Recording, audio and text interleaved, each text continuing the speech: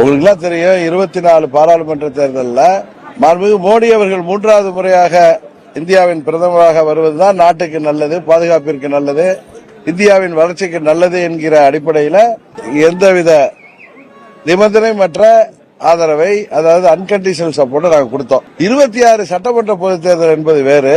அதில் எங்கள் நிலைப்பாடை நீங்கள் பொறுத்திருங்கள். டிசம்பர் மாதத்தில் உறுதியாக உங்களுக்கு தெரிய வரும்.